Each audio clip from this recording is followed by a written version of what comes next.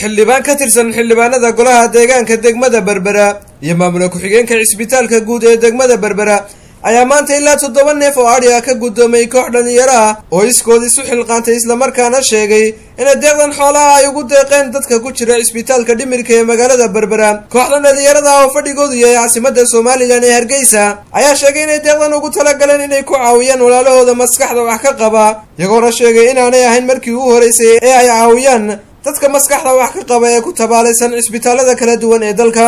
mas'uuliyiintii deeqdaasi ka gudoomay dhalinyaradan oo halkaasi hadallo mahadnaqa dhalinyaradan iskood isu xilqaantay uga soo jeediyay ayaa sheegay in loo baahan yahay sidii dhalinta kale ee dalku ay ugu dayan lahaayeen dhalinyaradan iskood isu xilqaantay isla markaana ay wax u tari lahaayeen dadka jilicsan ee iyagu ku jira isbitaalada kala duwan ee dalka.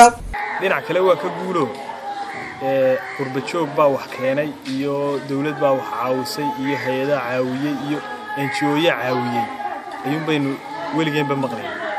laakiin talaabadani waa horumar weeye, waxay horumar ku tahay dhalinyaro isu tagtay oo bogag kulli Facebook intaan ogahay ku wada xiriira oo qurbaha iyo gudahaba jooga ha ugu badnaadaan Hargeysa ayaa isku soo dardara sadaqad yar oo kooban qof waliba wixii uu heli karo.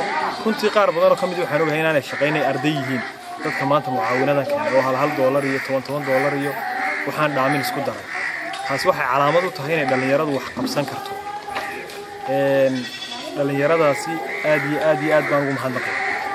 dhalinyarada ku nool gobolka Saaxil gudihiisa 7 degmo ka kooban yahay oo degmada Berbera caasimadu tahay. dhalinyarada reer Berbera waa inay ku daydaan dhalinyarada reer Hargeysa.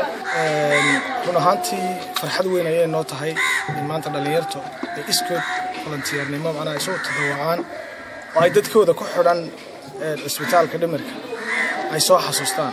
Khalid Xasan Nuur, telefishinka madaxa bannaan ee Bulsha TV, Berbera.